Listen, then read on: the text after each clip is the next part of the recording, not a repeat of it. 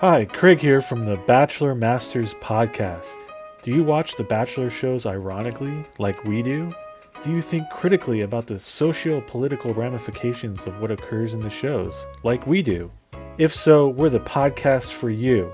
We, the Bachelor Masters, combine deep dives into the show's problems with jokes and even some sound effects to deliver what we think is a well-rounded podcast you'll enjoy after every episode. So give us a listen, as ironically as you want, on your favorite podcast app. That's The Bachelor Masters, a bridge burner podcast.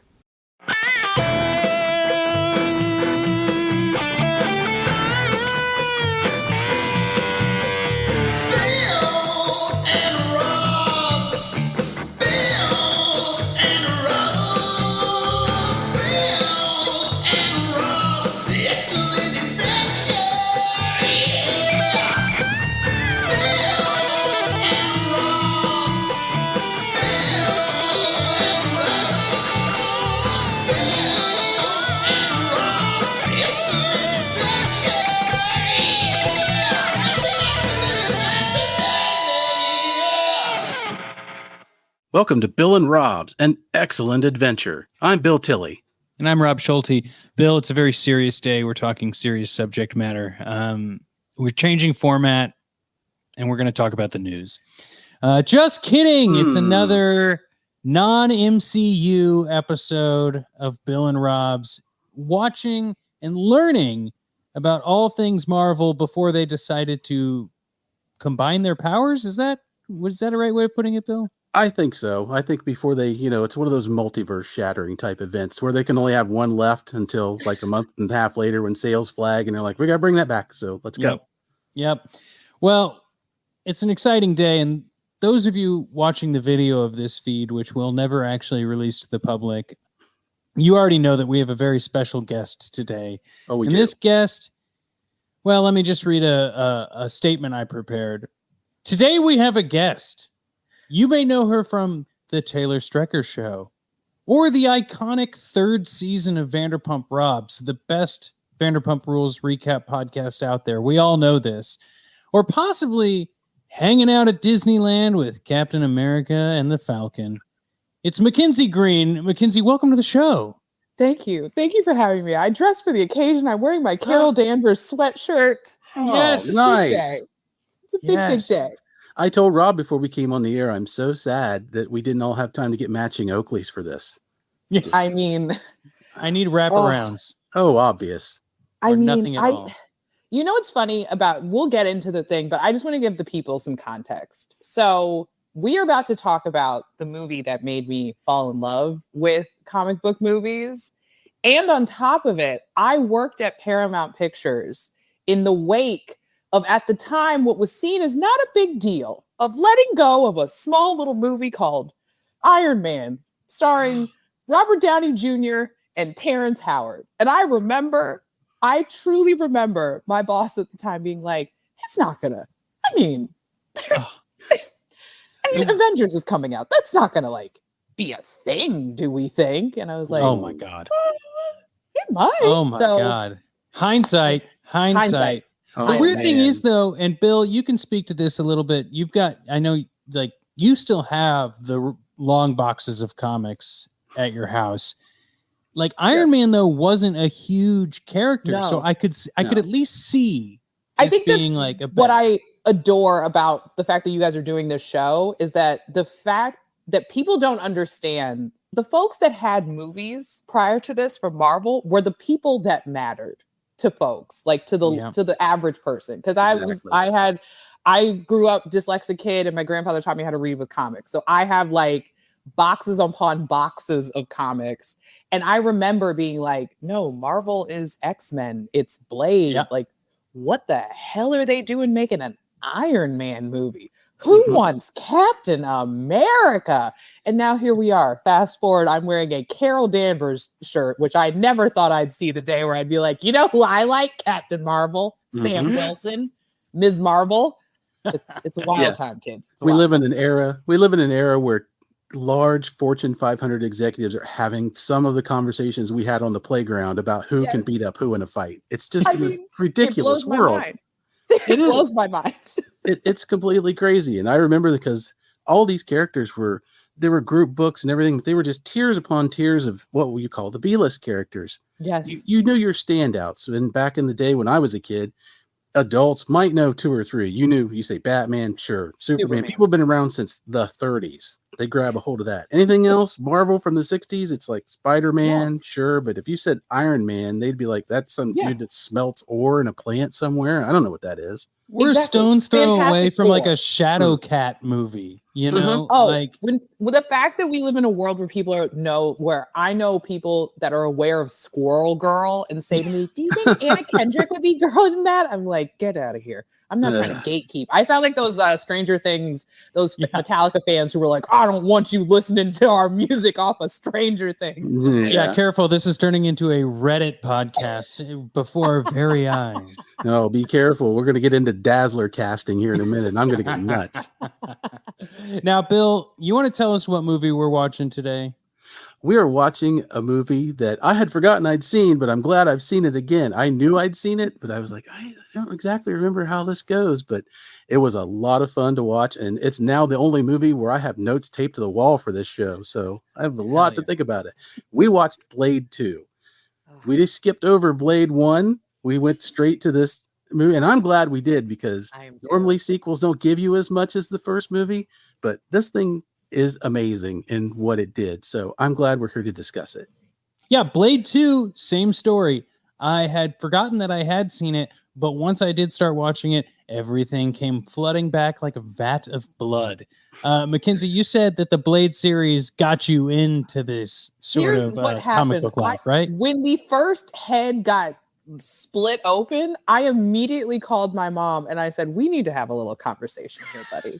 Because I remember watching these movies growing up. Like my grandfather, I remember we used to go, my mom and my grandmother would come with us, could have cared less. So they would take a nap. Movie would start, Wesley Snipes would smile, and the two of them would be like, well, see you in a little bit. And they'd go to sleep. And I said to her, ma'am, you should not have let a child see these films. I retained none of the violence. As I was much like you, Bill, where I was like, oh, I've seen this movie. I know this movie. I did not retain how violent this was, but man, did I love it as a kid growing up. And my grandfather and I high-fived at the end of the movie in the theater. I remember. I distinctly remember them us being like, wake up, guys, movie's over, and being like, high five. Well, and that's awesome because I love the Blade 1 when I saw it in theaters multiple times. I had the DVD because I worked at Sam Goody Suncoast at the time, and I remember that coming out. I was like, I'm getting that, and that is going to be my weekend. But before that, I think the only Wesley Snipes movie I had seen was Passenger 57, and you know how something like cements in your head like what an actor is, and it takes like a huge role to pull you out of like the character you saw them first in. And it's weird because for a long time, it was like, now I want to see Blade fight terrorists on an airplane. That's all I want. That is a movie I need. Here's to show you the mind of a child. I knew Wesley Snipes for much of my life from two things, Blade and Tu Wong Fu. And that never bothered me. I truly was like, oh, that makes all the sense in the world. Like it was odd to me that people were like, how do you know Patrick Swayze and Wesley Snipes and John Leguizamo? Only like John Leguizamo was Romeo and Juliet, Tu Wong Fu. Patrick Swayze was Ghost and Tu Wong Fu. So like I was like, oh, every big male action star on the planet must do a movie in drag. You can imagine my shock when that was not the case. As I grew up, I was like, wait, so when is Harrison Ford going to dress like a woman? When is that We've got notes for Disney right now. You're fucking up in the MCU, you know, but well, I can relate because I'll always think of him as Simon Phoenix from Demolition Man. So I had the bleached blonde haired, really snappy wisecracking Wesley Snipes in my head when this went off. Okay, I'm retconning my thing because I obviously saw Demolition Man as a child, and I remember in my head, I now have like this fiery memory of him being like, Jeffrey Dahmer, I love that guy. Mm-hmm. Oh, you gotta love unrestricted, unsupervised children with access to cable TV. Yep. Love it. Parents, why That's did you how we get got HBO? here. Yeah. It is. It is. It shaped us all. So, Bill, we have an immediate segment we like to get into called Origin Stories. Origin stories, we give you a little bit about what we're doing, the background of the character of the movie, and so you have an idea of what we're talking about. If you haven't seen this movie, you need at least a little working knowledge, so don't want to skip over that. And to do that, we have a segment we call the back of the box, where we read the back of the VHS tape to give you that synopsis of the movie, because we know that's the perfect way to synopsis any movie. It's a time-honored art, which I have this right in front of me, Rob, if you'd like me to go ahead and read this. Please do, sir. All right, allow me to put these sunglasses on and put this sword behind my back. All right, here we go.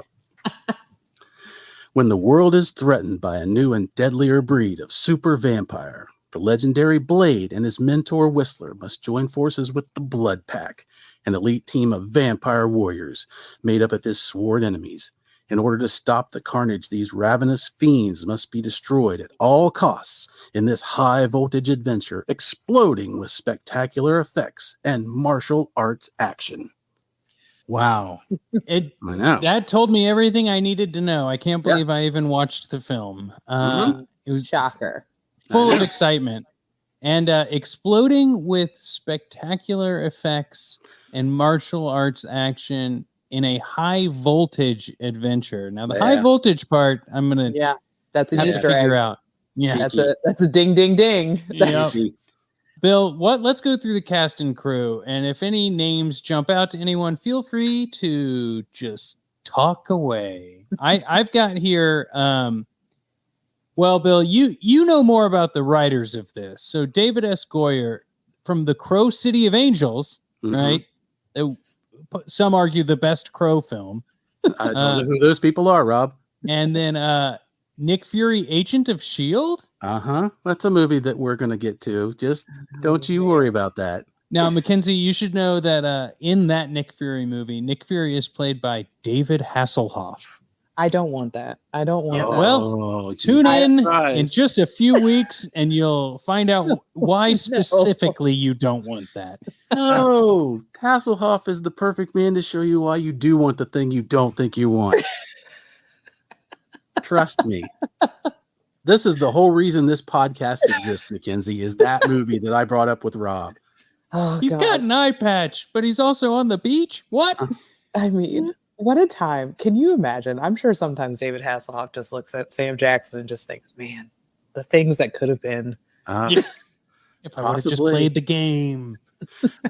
Don't think he had much to say about it, but yeah, Goyer, big name. He's written basically almost every superhero movie of the last 15 years or been a part of it. So, he did the Dark Knight trilogy. He's done Ghost Rider movies, a lot of the TV stuff. So he knows his business. And this is him at the early part of when this genre was taken off. So it's neat to see his work and see how he has carried it on through his whole career. And he matched up with Guillermo del Toro, who also did the Hellboy movies and Mimic. A small little upstart director hoping to find his way.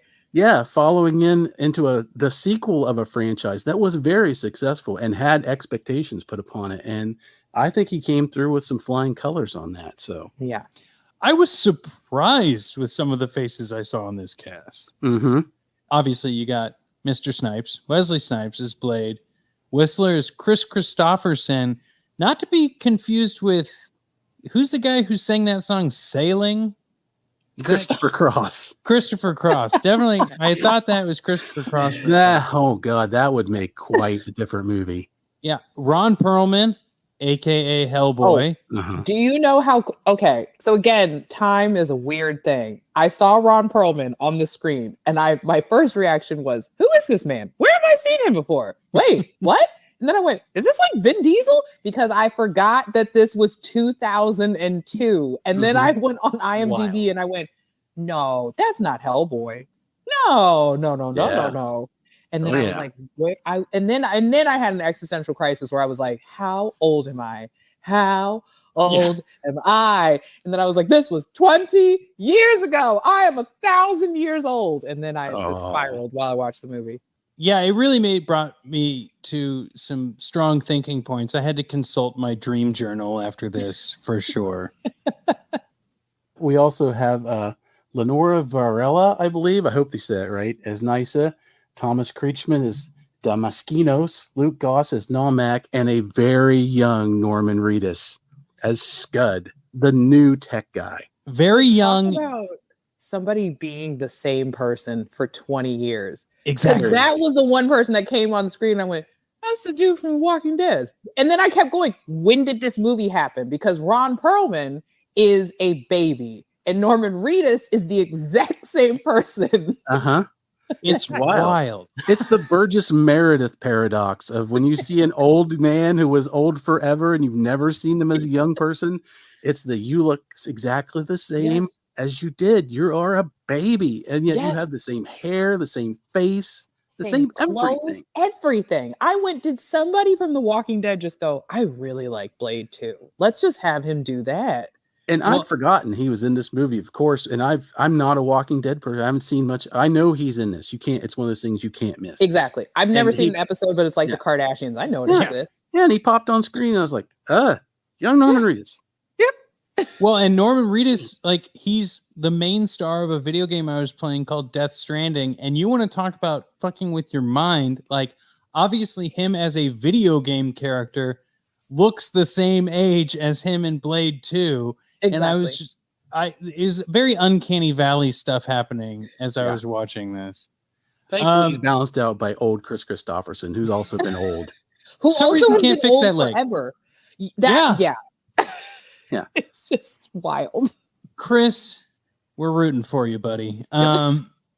So we've kind of talked about our relationships with comics. We've talked about our relationships with, Blade and some of these young teen Marvel, I would say. This is its teen phase. It's adolescence. It's coming into its own.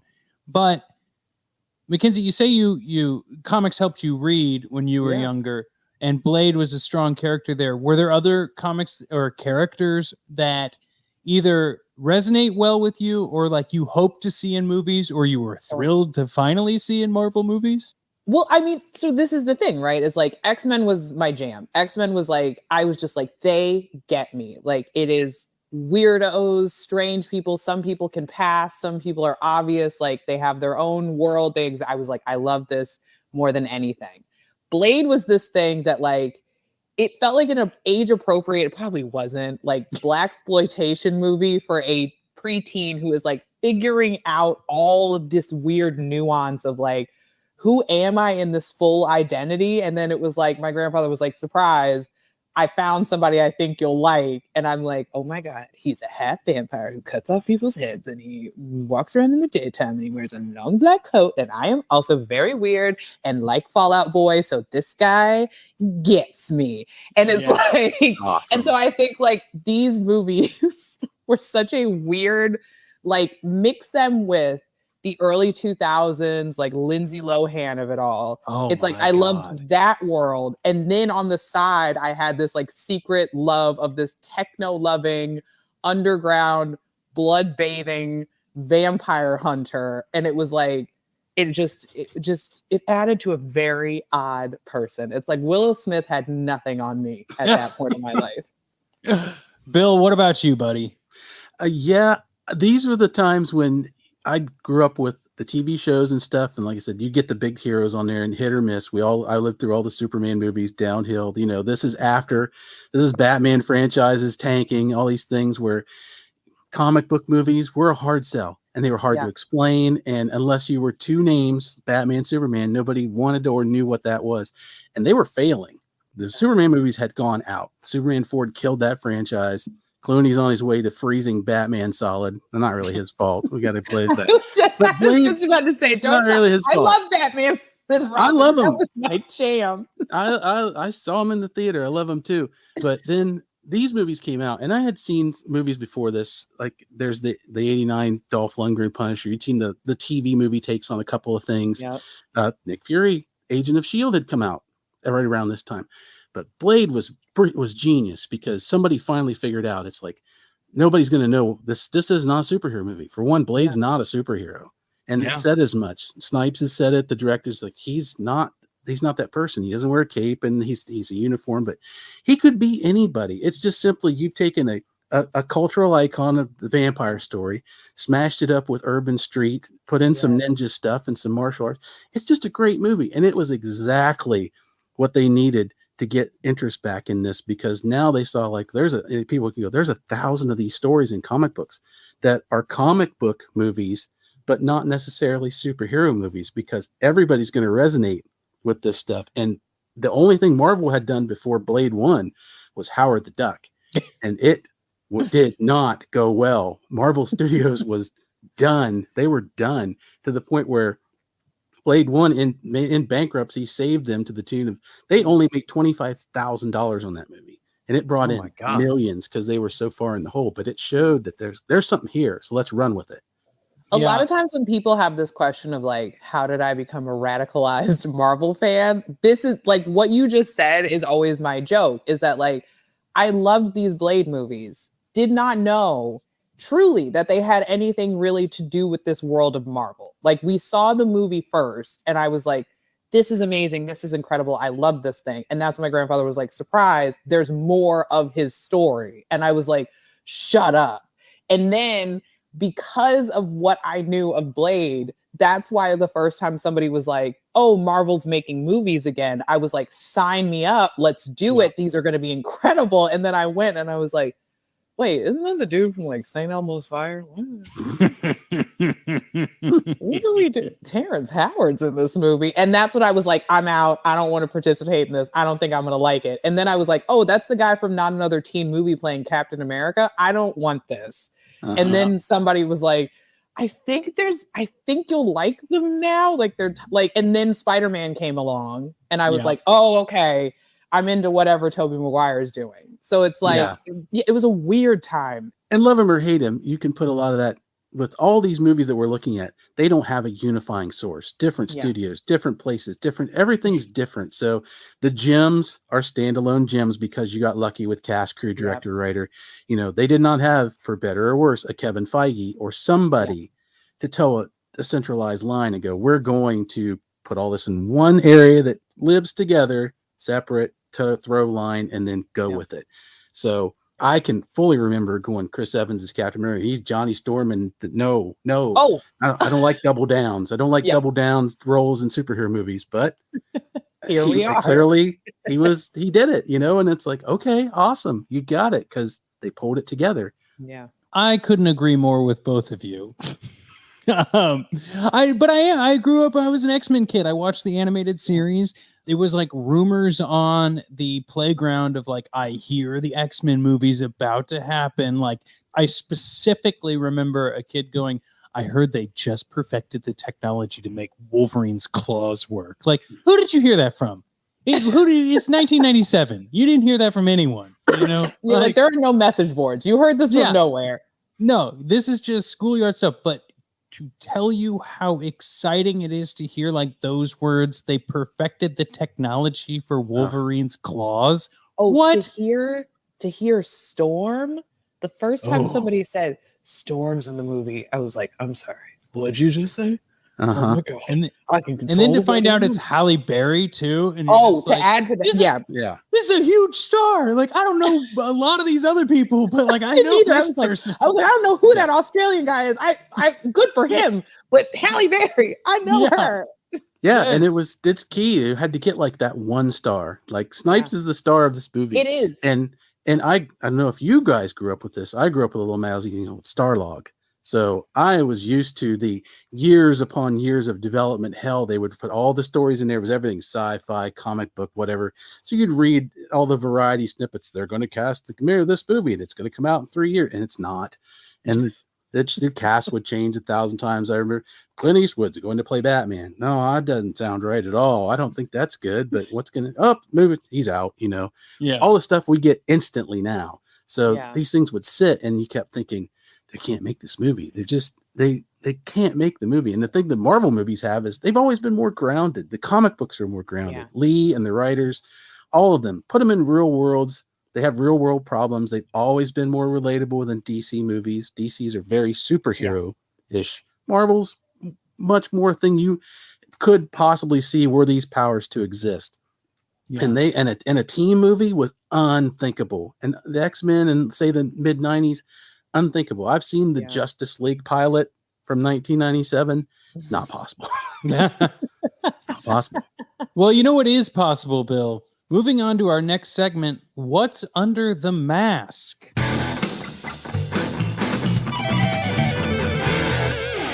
This is a segment, MacKenzie, where we discuss the interesting, fun, and shocking facts we might have discovered while watching this and turning on the Google machine and going, oh, wait, who's that? What is it? What is that leather coat? Is that real leather? I'm not sure. Where did that sword come from? And Bill and I usually go back and forth on some of our facts. I know that we told you to not prepare at all and just come with pure raw emotion to this episode. So please feel free to chime in on anything that we jump into and researched for this. I know you're going to say something that's going to make my head hurt. So like, I'm just prepared. MacKenzie's she's our berserker. She's our Wolverine of this. So she's going to claw away at all of it. Now, Bill, you have one more note than me. So I'll let you go first so that we can really even it out. Well, yeah. And when I do this, I like to dig into some stuff that really, some fact that drove the movie or made it look the way it did, or just something neat about it. One of the things that's neat about it is Wesley Snipes was shooting 2 other movies around Blade 2. Just as an appreciation of what an actor could do. You think about that today. Who shoots 3 movies in a year today?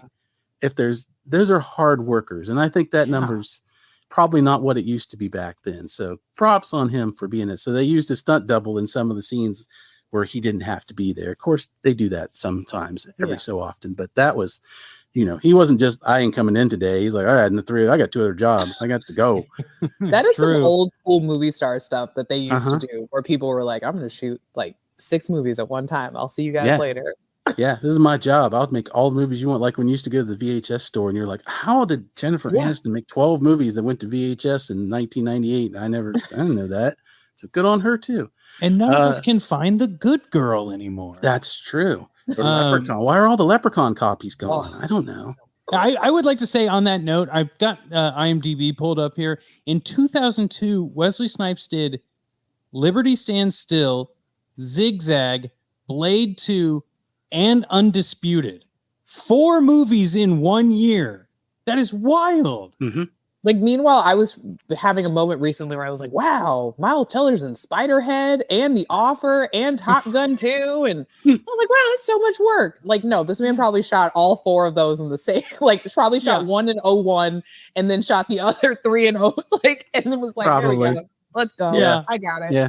Yeah. We got to capitalize on this Blade stuff. Put all the movies out now. Yeah. And all anybody wants to ask him about is Fantastic Four with a 4 in the middle of the title. So come back to that too. My other fact, which is a neat one that shows that Goyer and Del Toro, they really had respect for the comic book background of it. I always love that. If you watch the House of Pain scene in the middle of this movie, when they get into the church dance fight, sequence? When they get to the church fight with Blade, the stained glass window in that house is Doctor Strange's Eye of Agamotto.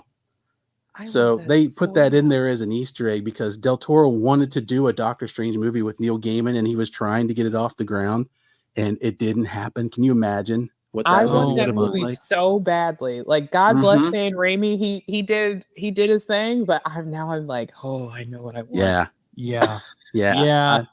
I want a Neil Gaiman Doctor Strange movie pretty bad. That needs to happen. So I know you're listening, Marvel. Get on that. And then my last fun fact is in that same House of Pain sequence. And here's what I think. Cameos are always a little hit and miss for me. Kind of depends on who it is, what they're doing. Some of them pull you right out of the movie when you see it. It's not like Stan. When you see Stan on screen, you expect him to be there. Apparently, Michael Jackson was supposed to be in this movie. He was supposed to play a vampire pimp in the House of Pain dance scene. This was a thing that was going to happen. And I don't know if they would have made him up, if he would have been in Thriller makeup. I don't know. But scheduling conflicts caused this to not happen. And I am so torn about how I feel about it. I think I'm leaning towards I'm kind of glad it didn't, because I think that would have moonwalked me right out of this movie. You know, when you hear news that just shakes you to your very core, and you don't know how you're gonna recover. That is what just happened. The words that you just said, Bill, have shaken me in a way that I am emotional and I'm uncomfortable. Like the front of the book, when you see the Watcher's head and everything shatters, and then the little fragments are all the little futures and pasts that could have been. That's one of them. Is Michael Jackson. This is like Watu is standing in the sky, being like, "Imagine a world." Yeah, Michael the definite Jackson. what if. I'm like, oh my god. I don't know. I'm with you. I don't think I want that. But I also wish like a clip existed someplace. Yeah, that I like if there was a see DVD extra feature where they're like doing a test screening of the scene just so we knew what it was. Yeah. I want like a test. I want like a chemistry read with him and Wesley just so I can that's see it. You want that grainy 8mm Nick Cage electric Superman suit footage? Yeah, exactly. I don't know. I'm kind of glad it doesn't exist, but Yeah. I'm glad I know about it too. So yes, we want to know more, but it's just a thing we'll never get. We'll never know. You know, sometimes we don't get what we want, but what we do get is more information from me in this segment. Apparently, the original villain in this movie was supposed to be Morbius of Morbius, the movie, Jared Leto fame. Morbius fame. It's Morbin time. Yes. Who, as Bill informed me just before this recording, was who gave Blade originally his powers was Morbius. And do you know how sad I was that the Morbius movies, because of this knowledge and because of this love, when somebody said it's Jared Leto, I was like, I hate it here. This is the bad place. Could this year get any worse? I can't take any more heartbreak. And I'm right there with you. It's really something to chew on because Morbius could have been brilliant, incredible, and it could have been great with this, this upcoming Blade something that might be happening. Let me just tell you, I am so feral about Blade that when one of my first assignments for work is I got to go to the Eternal screening, and I had been very professional with my new coworkers. I'm very calm. I'm like, okay, this is fine. And then you ran into our mutual friend, and then all that went away. And then at the end of the film, everybody, it's like all these industry people, all these very fancy like critics and reviewers and people that really obviously don't follow Marvel, but they're there because they're entertainment reporters. I literally stood up and yelled, "It's Blade!" at the end of the movie when this man put his hand was just over the sword. And I went, "It's Blade!" And then Mahershala Ali said, "Are you sure you want to touch that?" And I turned to my new coworker of a week and went, "That's Mahershala Ali!" And she just kind of looked at me like, oh my God, what do I do? And then I was like, I'm sorry, everybody. I'm gonna sit back down. I'm very sorry. I'm very sorry. No apologies. No. Let me live. I was just like, this is the greatest day of my life. I know it's happening. It's real. My fever dream is coming to life. Do we have dates on this? Bill, do you know? None. None. Yeah. It's just out there. So I do know that Wesley commented on I do too. That, and he was very positive from what I could see. Yeah. He was supportive, so that's good. I think that's always tough because you always get the contingent of like, if they're still alive, bring them back, and it's like, I don't know about that. And then I think that's what made me sad about the Morbius of it all, right? Is because then there was also a universe where they could have inserted him somehow, some way as an elder or whatever, and that's then when I found out what the movie really was going to be. I was like, oh. And I'll drop this overarching thought here because it plays into everything. And it's part of what I love about this movie is we've talked about Goyer and Del Toro and their love of the thing. I believe that if you're going to do a deep-seated thing or a franchise or something with a lot of history, you need a fan involved. Yes. A lot of people will tell you don't want that. No, you do. You do, because none of these movies should fail. There is enough there to pick and pull all the elements of across a multiple thing to put together a good to great movie. And if you don't do that, it's because the people involved don't have the feel for what they're doing. They don't have the history to pull it off, or they've been brought in specifically to put their spin on it. And I watched the commentary with Del Toro, and he said, he specifically said, we did not come in here to make a Guillermo del Toro version of Blade.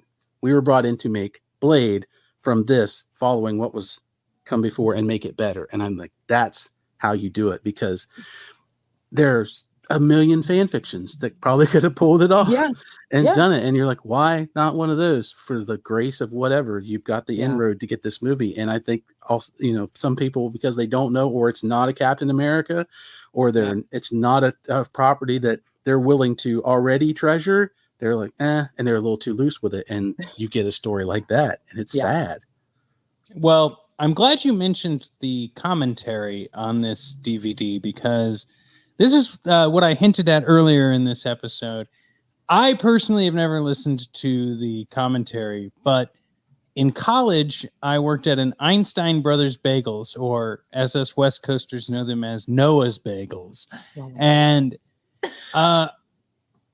when I was in the back washing dishes, there was another guy baking bagels. And so we always had movie talks, right? It's what you do in your service industry jobs. You talk about movies. You do anything to pass the time because you hate customers. It's the clerk speech. Yeah.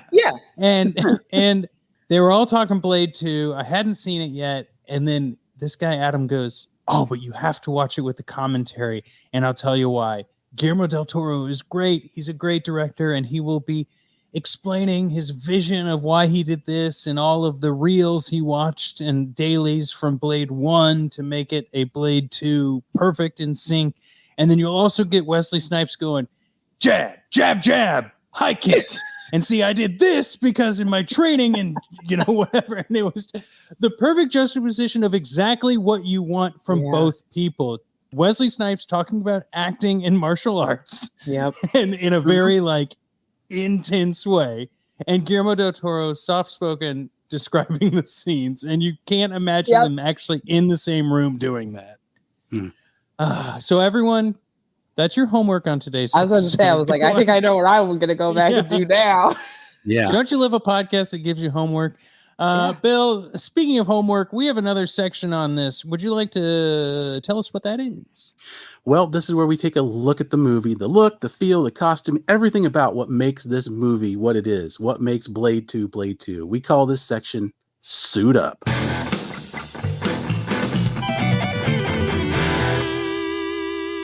MacKenzie, you're going to go first on this one because you hinted at it earlier. You work at what we're not going to name fashion blog. Yes. Unless you'd like to name it. A very fancy digital fashion publication that features all these A-list celebrities and all this stuff.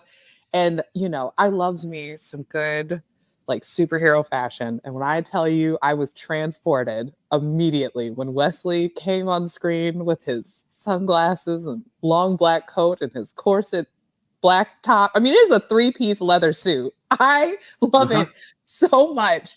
And I truly forgot how absolutely there is no better, we'll talk about this later in the thing you would show somebody to explain the movie, but there is no better framing than this moment of Wesley in his 3-piece blade suit with his made to hold his specialty blade backpack in the back. And then there are people coming in full nylon silver outfits with contracting pupils. I was like, oh, this was such a fashion vibe at the time. This was a look from top to bottom. And I was like, I forgot this was a thing, because between the Wachowskis and Blade, this was an era of techno punk, it's that thing you said, Bill. It's and it's that street element too that got added, this very urban, gritty feel that was taken from this kind of Crooklyn, what people thought drug dealers were, which I was like, wow, we all really thought these people were very stylish. Yeah. Just and then it just this, I still can't make heads or tails of the 2 tattoo dots above the very thin early 2000 eyebrows. Those were the things as I'm watching it, ranting on the phone to my mom that she's an irresponsible mother for letting me see these movies, I am then getting distracted mid-convo and going, well, that's not practical to fight anybody. Well, why is your midriff out? And she's like, who are you talking to? I was like, I'm talking to the girl in the movie. I got to figure out what's happening. I'm talking to the acrobatic people who are silent for some reason. But no, there is so much in this movie. You hit the nail on the head, and I had to jump in with my thought because it is so much of what a group in a room thinks something should be. Yes. And surprisingly, more times than not, it worked in this movie. Like, It's that's the really problem neat. with this movie. This movie is the kind of movie that if I were to describe it to someone, they'd be like, oh, so you didn't like it. I'd be like, oh, no, I love it. It formed most of my personality. And then if I describe the costumes, they'd be like, oh, so they look silly. And I'd be like, oh, no. You will watch this and possibly want the boots that she is wearing. Like, I promise you, this is the movie that I'm like, I was reminded through this entire thing, like, oh, right, this is the movie that when people are like, where do I start to get into comic book stuff? That I'm like, Blade 2. Yes, it's really interesting because you watch the commentary with the wardrobe directors, and it shows you everybody on this production cared about what they were doing. Yes. They did not take it as silly at all. When the director is saying we had to come up with shades of black, I'm like, that's genius. I work in commercial printing. I know color. And it's like, yeah, because it's so easy to turn on these movies and it's just mud. Everything's mud and you can't see anything. And nobody's differentiated in any way. It's kind of one of my peeves with the first X-Men movie is it's all black leather. It's other than if they could have just put some color in those uniforms in any little way to differentiate them, it would have made that experience a lot better for me. But this movie, you watch it and you can tell everybody apart. You don't have a problem seeing anything. There's patterns. It's real. It's like you're looking out a window at the club or the street.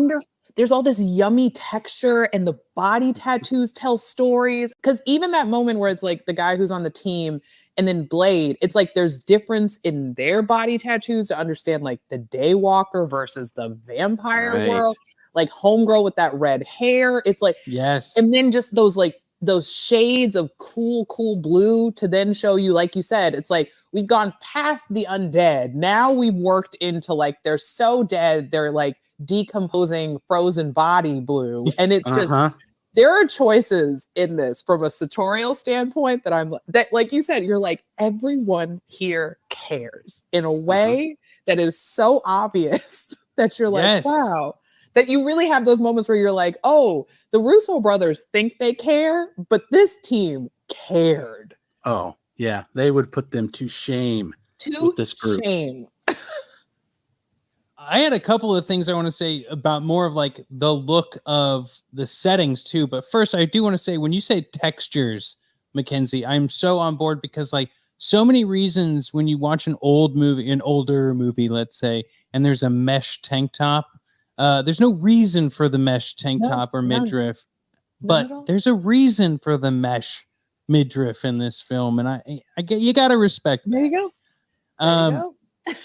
When I'm watching this, I'm hypnotized, and I am thrown right back in this era of like early or late 90s, early 2000s sets, like big set pieces, that are so much for so little, right? Like I'm thinking of payoff. Yeah. I'm thinking about like when there's the room with all the specimens of the new vampire breed or whatever. I was just about to say that. I was like, why is it so big? It is the biggest space for everybody to be congregated. It is the greatest practical set because it's massive. It looks like an airplane hangar and they are all congregated in this small corner. In the or when they're about to like draw Blade's blood and bone marrow and everything, it's a giant room for one bed. For one. Yeah, the things that stuck out, like when they go into the blood bank in the middle, it's like, say you're at an all-night blood bank, which don't do that, and you're going down the hallway filling out your form on the fly. Don't do that. And you enter a room that's 8 miles long with one chair and 4 lights in it and 2 people dressed like stormtroopers. I don't think you keep walking. I just don't. No. And that room and the Moschino's lab, like my big thing was like, why does he have a vending machine filled with baby fetuses? When I tell you, that was the one moment where I was like, oh, no, what have I done? Back into this. I was like, I used to eat out of a thing that looked like that in my old job. That wasn't good either. What was in there, and this is really bad. And it has no crazy purpose. vampire babies. It's just you just realize like, wow, somebody had to sit down, like a props master had to craft like 100 fake fetuses just for him to pull out the one and for somebody else to lean in close, and that was it. But you realize that's the comic book element because every supervillain, they know how to deck out their lair, man. They got their pad rocking, and it's purely for aesthetic. And they have it set up for a show, right? It's like he could have just pulled that one fetus. No. He has to bring up from the floor a rotating situation that's like, here you go. And Ta-da! There is always a spot for him to tell the hero exactly how screwed he is. This is your presentation spot. I need you to stand here while I fire up this evil PowerPoint and let you know what's going to happen to you, and it's not going to be good. And they did this in Prague, and Del Toro said the thing about the Eastern. He had the Eastern European craftsmen. These are real things. Not a lot of CGI as far as set work goes. These things were built, and it shows. It's a very real, and it's surprisingly. Rob, you said like for small, this movie takes place in a small area. It's not a lot of movement it's a couple of buildings and Blade's Lair and two streets. And I kept thinking, what is it familiar about this that I like? And I remembered it's Dread. Dread takes place in a building. And I'm like, you can make an entire movie about this in a closed space. It doesn't have to span worlds and galaxies. If it's grounded like this and you're in it because everything's crazy looking but relatable. We all know what big rooms and churches and large corporate buildings look. I know when they walked into the corporate building, like that's the true evil right there. Those big glass doors that we all go through and go, I don't want to go to this meeting. This ain't gonna be good. It's those tight. are the meetings where it's a bunch of suits and ties making decisions on how they think the world is. This is what I'm saying. Everyone. You got a blank email. It just said from Damaskinos to Rob. Meeting and nothing inside of it. It's just a calendar invite that drops in 15 minutes before the meeting, and you go, wait. I'm not ready for this. And then can you all tell I've got something on my mind this week? Why is all this text in red? And this can't be. And in chiller Comic Sans. All right, Bill, should we move on to the next segment? Pretty much the only other things I wanted to hit on this was like it's the martial arts fighting is great. I love that you've got Donnie Yen in this movie teaming up with Wesley Snipes. Wesley calls his like urban martial arts style, and they let Donnie take care of what Del Toro called the wire fu. And I think those movies, Del Toro had mentioned he thought like the wire fu stuff has kind of worn out at this point in the early 2000s. It was done a lot. Once it got popular, it was in everything. Once Matrix did like bullet time and wire fu. But I think it's amazing because Snipes' style, I call it samurai dance party because his fighting style is a blend of samurai and just something you would see on Dance Party USA and Soul Train. And it's beautiful. It's a beautiful fighting style. And the wire stuff is great because they seem to only want to use it to supplement the supernatural part of this movie. Like none of these vampires fly. They don't turn into bats, but they use it for that. And because it's so sparingly, it's not overdone to the point where you kind of get used to it or get tired of it. It's really amazing. And I think that's a big appeal to this movie because lots of people love martial arts movies. And this is, and among many things, a martial arts movie. So I think this added a lot to making these movies a success.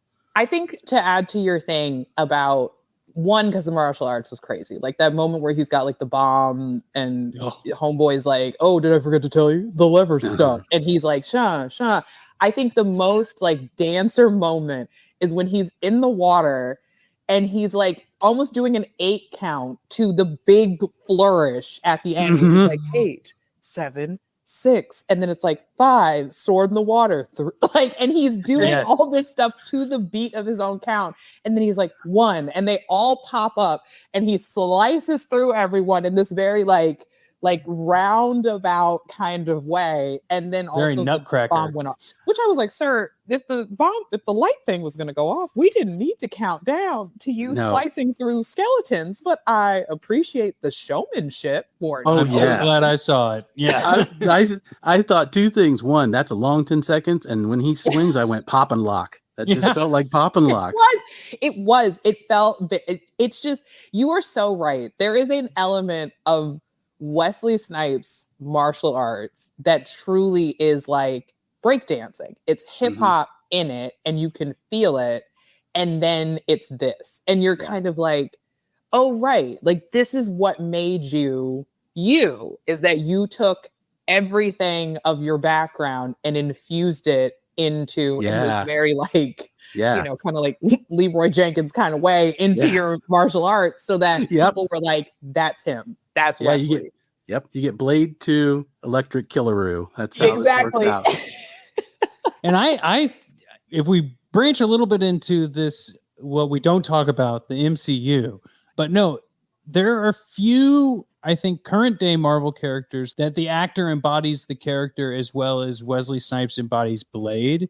And MacKenzie, they're all great. We love the movies. Yeah. I'm not here to hate on anything, but like, I would say it was refreshing when we got Robert Downey Jr. as Tony Stark, because that was actually like, oh, Tony Stark is kind of Robert Downey Jr.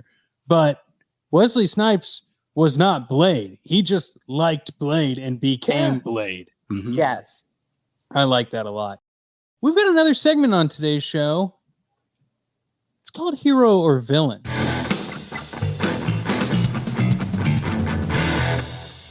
And in Hero or Villain, we find which actors gave super performances and which were dastardly. I will expand on this to say that your hero or your villain can be an element of the movie. It doesn't always have to be an actor or a performance by. And I think we should start with villains, and then we'll come back to heroes, because we always got to end on a good note in a segment. Bill, I'm gonna go with my villain, Norman Reedus as Scud. Now, he is a villain in the movie, sure, but ultimately, I think I'm kind of, and granted, I'm 20 years out, sweating, saying that sentence, but like, I kind of threw with the stoner type character that's a good guy, but also a bad guy. And I think he did a good job in the movie, but there's so much that comes with like a 90s, early 2000s stoner guy that like you can be a stoner guy without actually smoking dope the entire movie too. Like, please, I get it, executive sitting around a table. I get it. Like, but see, that stoner character now is just like has a vape, like you just see the vape cartridge somewhere on his body. Mm-hmm. Yeah, and that's it. Like that's the character now. Yeah. Yep. Bill, how about you? Who's your villain? Well, there's not too many bad things in this movie, oddly enough. I think some of the characters sadly don't get the time they deserve on screen, which is a little bit. I would like to have seen a little more of the blood pact stuff. But one member of that, my villain is sadly Ron Perlman. And the thing about it is his character is just kind of there. And he's supposed to be a contrast when I watched it to Blade. And I found out later that the blood pack, each one of them is supposed to be an expert in one of the things Blade is good at. Swordsmanship. You've got the Donnie Yen Snowman character. You've got speed. You've got strength, and they don't explain that, which is sad. It's lost in the film, and it's a little confusing because when I first see them and they're like, they're the super group, it's like they're no better at their job than anybody else that's come into this movie. They all got taken down in like 4 seconds. But clearly, you got a Ron Perlman. He's the lead, but he just kind of comes off as there.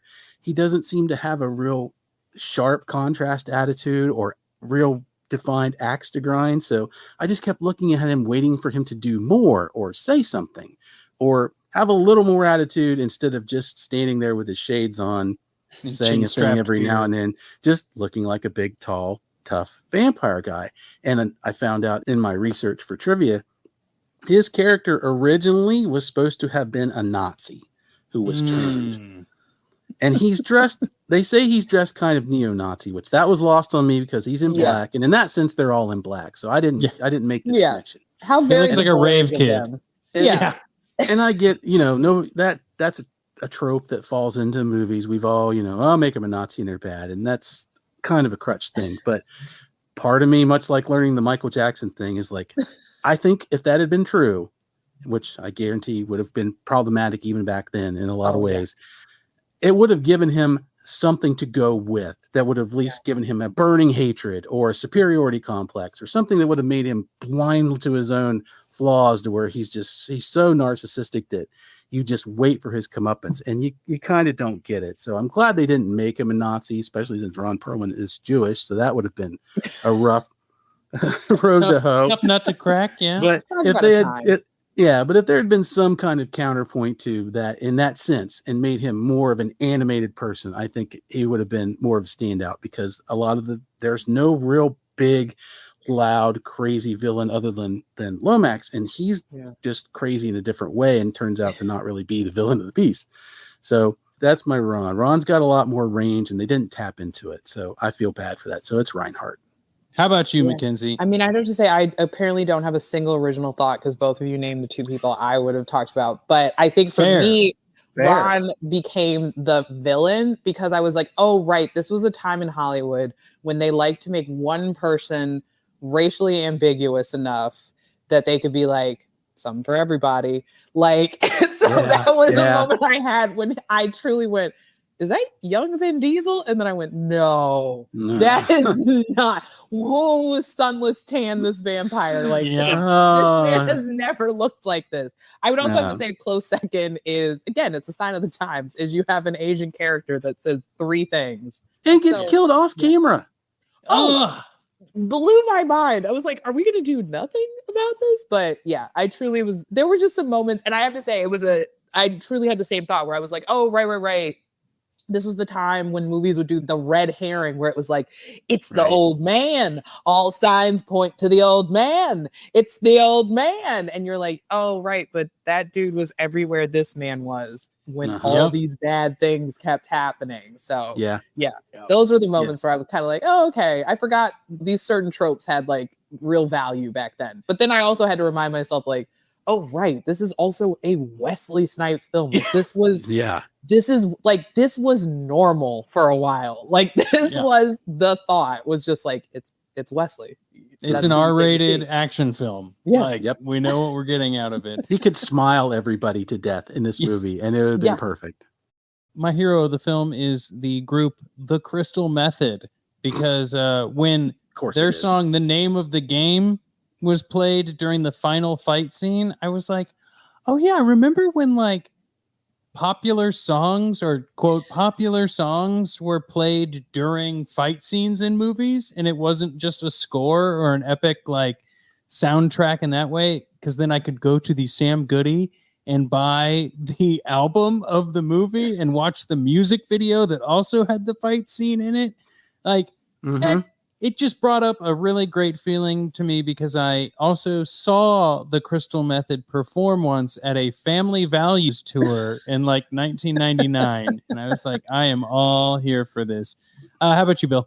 Well, Rob, I'm just going to say before I say mine that you've got our next theme, because our next series is going to be just the scene with the song from that group in that show, because I'm going to put my memory of Tattoo, all the things you said in the finale of Birds of Prey, against your song, and we're gonna battle, and MacKenzie's got to pick. She's gonna judge this contest. And she's gonna pick one that blows both of us out of the water. Yeah, I'm gonna go pick the most girly thing I can think of. I'm gonna go through all of my movies from back then. We look forward to the next series. My hero is Santiago Segura as Rush. Rush is the guy that Blade grabs in the alley, the one that lives, takes him to where Whistler at, likes to wear boas, long hair. He's the one at the end of the movie that he catches the vampire keeps letting go. And all I could think of was, this dude is having a great day, because I wrote down in my notes, it's like Clint Walker meets Huggy Bear. I don't know what this character is, but I want more of him. I wanted so much more of him. And he just would pop up like the dog in Duck Hunt and laugh, and then he'd trundle off screen. I'm like, he's great. He's just having a great time during this whole filming. So he's my hero. How about you, MacKenzie? Oh, my hero will forever be all the times people say Daywalker, how they say it, when it's Yeah. said. It is said like it's a slur sometimes. It's said like a compliment sometimes. It's said like a scientific word. I love it. I love all the times people say daywalker. It's nonsense, and I love it so much. The Like inflection. when they are full techno partying upstairs. And a close second would have to be when Ron's like, I got him in my sights. And then you look and Wesley's like, I got you in my sights. And then you have vampires under them going, I got them in my sights. I just love every time somebody says daywalker, because clearly it is the moment that people, when they were doing the table read, were like, I'm gonna put my stank on this when it's my time to Oh yeah. I think we need to develop this for our store, and it's a cologne that we sell. Exactly. Daywalker. CK1 Daywalker. Daywalker edition.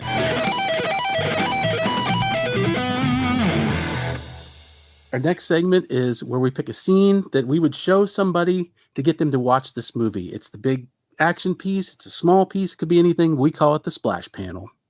I'm going to go real easy because it's related to what MacKenzie just said. The tail end of the nightclub dance sequence through that first like real major fight with the Reapers. It shows you what the movie is, how it was made, what you're in store for. And if someone can sit through that like 10-minute chunk, I feel like they're going to love the entire movie. How about you, MacKenzie?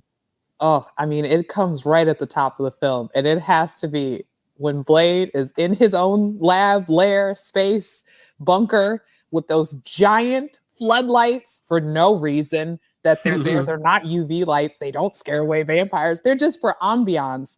And then you have full ninja style vampires swinging in from the rafters. That to me is the scene that I'd be like, let me explain to you what you're in for. And I just start the movie and just see if they can make it through the first 5 minutes and be like, did you like this? Are you into what you just saw? All right, let's keep it going. There we go.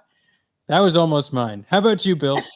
I'm going for a little more of the low-hanging fruit of this. I want the fan who's not quite sure what to make of this. So I'm going to show them the beginning of the movie, the alley fight sequence, very specifically from the moment that Blade hits the ground and the two guys are on the motorcycles to go through that. Plus you get the spinning Batman batarang that goes everywhere but does nothing. So you got your superhero element up until the point where Blade's taking him down. He's got the motorcycle and he slides up to his 68 Dodge Charger that he has tricked out just before it. He's not going to crash into it. And he looks at it and he blows it a kiss. And I'm like, boom, Snipes moment.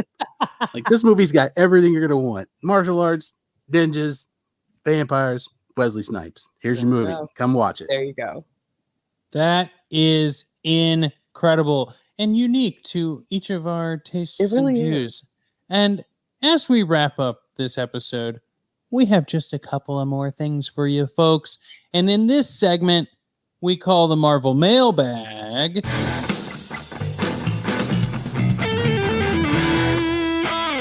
We give our final thoughts on the film, just like when we used to write into the Marvel bullpen about comics. You know, that final couple of pages where your opinion matters. Bill, would you like to lead us off on this one? Absolutely. I think this is a great movie.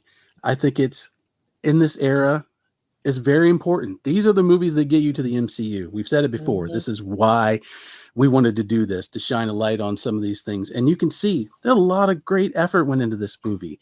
It's a sequel that I don't know if it'll surpass its original one. I think it's right in line with it. I don't think you need to grade them that way, but I think it shows how you do a franchise and how you keep these things moving forward. They pick the best people. They have the fans working on it. They have people who love what they're doing, even if they don't understand it.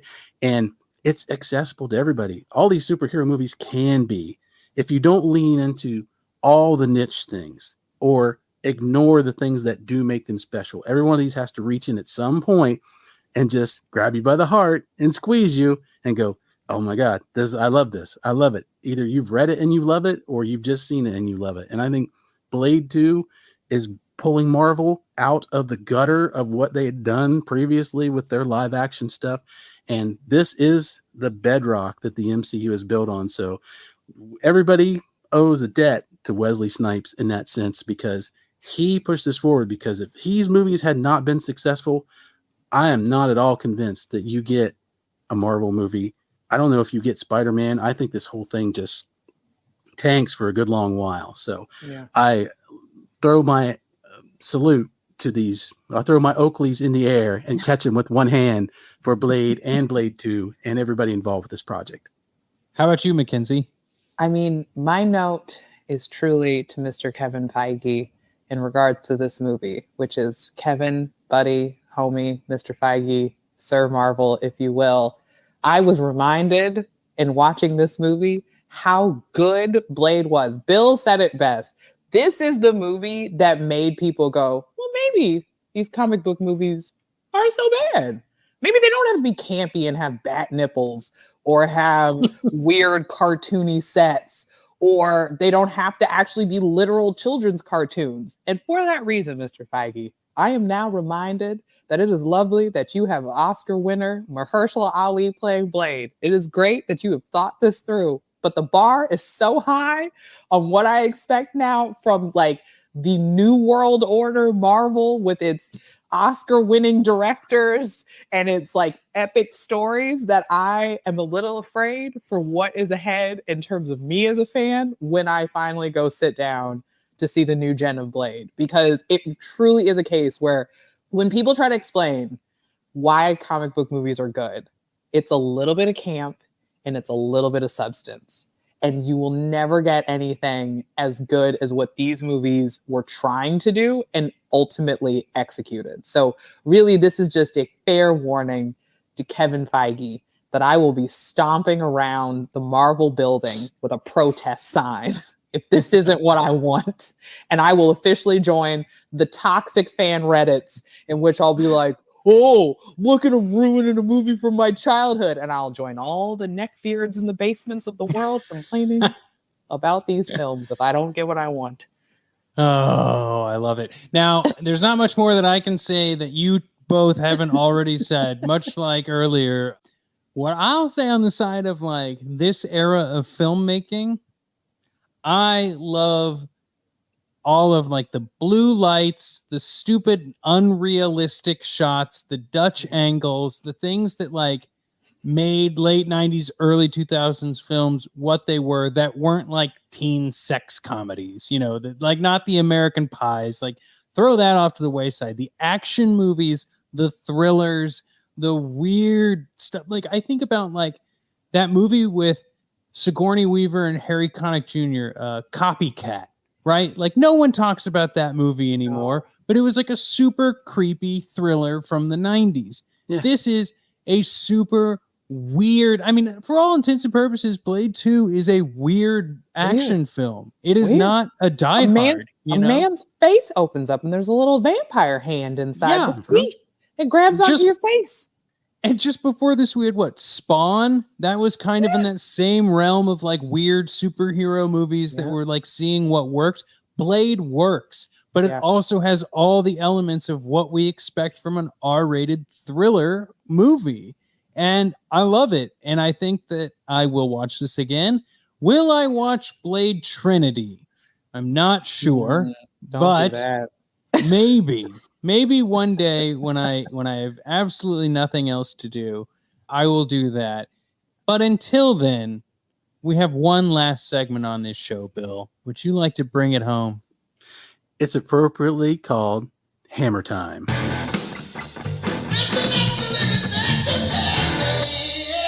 And this is where we talk about whether or not this movie is worthy. Can it lift the hammer and prove that it earned and deserves its place in the Marvel history of films?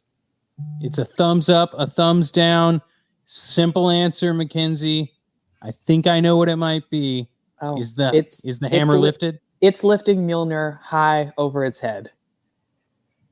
Bill, I think we're on the same page. Absolutely. He lifts that hammer, spins it around, taps it on the ground, does a dance move over top of it, and then she's it on the back somehow in a weird pocket in his jacket. Yep. It's absolutely great. And it does the one thing that I love best about these movies. It takes the source material, which when that source material started, which coincidentally is as old as I am, and is a little janky and a little weird for its time and a little stereotype, and improves on it. Takes the best parts of it and makes it even better to the point where now that character is not the one that you read, it's the one you saw. Couldn't agree more. Hammer's lifted. And now we go into our listener mail. MacKenzie, would you like to answer a letter from one of our listeners? We don't call them fans, we call them friends. Yes. Oh my gosh, please. Because I know, just so everyone knows here and they understand the timeline of this recording, immediately after this episode, MacKenzie is hopping over to the theater to see Thor, Love and Thunder. Oh, and 1,000,000%. I want to make sure we are respectful of that time. So you're my hero, MacKenzie. I mean, listen, it's the unexpected thing that people find out. Many a date has been surprised midway through to be like, so what are you into? And I'm like, okay, so in the episode, they're like, oh, no, I didn't know we were going to talk about Moon Knight. I'd like to leave. Yeah. But if they flag it, then you can just look at them and go, you did not lift the hammer, sir. Yeah. Goodbye. Exactly. Yep. Okay. Today's message comes from Cursor in our Discord. He says, nice. Or Cursor says, why do you think it took so long for the superhero film industrial complex to develop? I watched Captain America 1979, and woo boy, is it a far cry from Iron Man 2008. The difference is night and day. Was the opportunity there and it was just not acted on? Or do you think that comics came of age in that 30 years and became a cultural touchstone that is more economically viable for the film industry? Wow. Big question. I have a very overthought answer. Please, MacKenzie, I will say you just get to give the answer on today's episode. Because I've been thinking about this for a very long time. I mean, I remember once I was a finalist for a fellowship at Goldman Sachs, and I remember the woman asked me about what business should we be paying attention to, and I said comics. And I remember later when I got rejected from this fellowship, the gentleman in charge said, we all knew you weren't prepared. Now, this was 2010, maybe 2009. He said we all knew you weren't prepared when your answer was regarding comics. And I was like, that's insane. That statement has aged like a bag of spinach. But I think what I love so much, and I think why it has worked, and I will cite, Rob knows this, I love me a book, is Bob Iger's book, Ride of a Lifetime. I think he nails it in the sense that he was looking for something that had the same kind of story and longevity to it that like James Bond had, that had like an epic mythology to it. And again, it gets in more books. It gets into that Joseph Campbell hero's tale world. He saw this epic story that connected hundreds of characters, that had backstories, that had relationships. I mean, it's like the fact that people now debate, like, I don't want queer characters. I'm like, guys, Wolverine's dated everybody. He's been alive for so long that he's like, I've run through that whole team. Let's move on. Like everybody, Cyclops, all of us, we've all been here. We've seen the meme. We've seen the meme. And I think that's why it works now, is because people stopped looking at it as these individual serialized stories and started going, oh, this is an epic tale that spans so many people and so many races and so many locations and all this stuff, that if you look at it as a broader story, it is really interesting. But if you try to individually tell Fantastic Four, that's by itself, this story, that's by itself, then it gets a little disjointed because you're like you said, doesn't Morbius know him? Well, why is that so different? But then why did he show up? And that's what made it, I think truly that's what made it work, is to see that Iron Man movie and to think back that here Sam Jackson comes out of the shadows and he's like, I'd like to talk to you about something. You as the audience are like, whoa, wait a second. Because that's kind of what makes the end of Blade 2 work, is the fact that he is in this peep show and you go, oh, wait, I got to come back and find out what happened. And they started treating these films less like individual films and more like comic books, where it was like, tune into the next issue to see what happens. Can't wait to show you the new suit. You just got to come back for the next edition. And I personally think that's why the superhero industrial complex is a thing in entertainment now. It became a sweeping tale, and now people can buy in because you can jump in at any moment. And, you know, I always tell people if they don't know where to start, I'm like, start with Civil War. That's always my joke, is start with Civil War and then pick somebody you liked in that movie and then go back and watch their stuff. So if you fall in love with Captain America, go through his stuff. If you fall in love with what's the deal with Bucky and Sam, follow where they started, then go watch Falcon and Winter Soldier. It's like, it's amazing. It's crazy. It's incredible. Great answer. You've said everything that I could have thought of and then some, because you're a bigger fan than I. And apparently have read books I didn't even know existed, which I now need to go check out. Come on over to Rob. I got 10,000 of them in the basement. Just spend the next year reading. Bill's like, I got the comic books. I'm like, I've got your literary fiction and your nonfiction reads to support this. And there you go. Yep. And all I've got in front of me is shock rock, short stories about heavy metal. Nothing wrong with that. Yep. There you go. All right, time for some calls to action. But before we give our calls to action and thank yous, MacKenzie, is there any place that you would like our listeners to know more about in your world? Oh my gosh, I don't know, guys. Check out whowhatwhere.com. I'm sure my boss was like, what are we doing here? Check out whowhatwhere.com. That's where you can find me 9 to 5, working my real job. Or come on over to my Instagram at Miss USA, like the title, TOMBA, like the degree. I know there's a story there, and one day we will talk about it, ladies and gents. And come on over, because if I'm not talking about Marvel things, as Rob knows, or going to see Marvel movies, I am at Disneyland chasing down the people that play the characters to get photos in my new merch. So there you go. Love it. Nice. Well, Bill, do you want to run through some of our thank yous and whatnots? Definitely. The biggest thing you can do as our call to action is share our show with your friends. Put it on your social media. Rob and I do this for fun, but we have bigger plans, and to be able to do those kind of things, we need to get the word out. There are about 162 billion movies that Rob and I want to watch together, and we want to do it soon. Hopefully, that would be great. Please do that. It doesn't cost anything. And if you'd like to, you can join our Discord. There's great conversations over there. That's also a great way to get in touch with me or Rob if you've got an idea for a future show or something you'd like to see, or a question you'd like to ask, like was answered by the lovely and talented MacKenzie Green tonight. That's where you can drop it. Rob, what else can they do? Hey, if they want to support us financially, there is a link in the show description among all of these other links where you can give a one-time payment. It's not a subscription. You can say, I like this episode, here's $1. And we're hoping that over time, when we watch every movie in existence on this excellent adventure, that'll add up to help us pay rent for 1 month. You can also call into the action hotline. Is that what we're calling it? I believe so. Line. The Adventure Line. Yeah, I like Adventure Line more. Yeah, the Adventure Line phone number's down there. Which in this case is kept in a dark sewer that is a black rotary phone with only one button on it, kept under the skull of a dead vampire that Ralph will answer if you call it. Yeah, and I'll have to go through all that slime. Yeah, you do.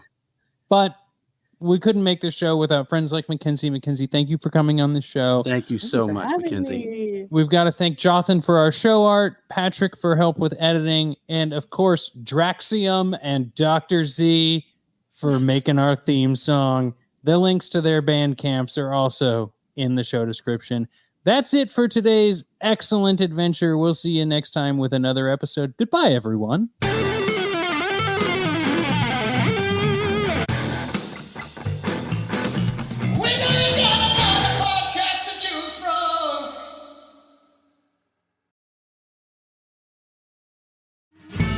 Pumpkin Spice Podcast is back to talk about some of the spookiest movies out there.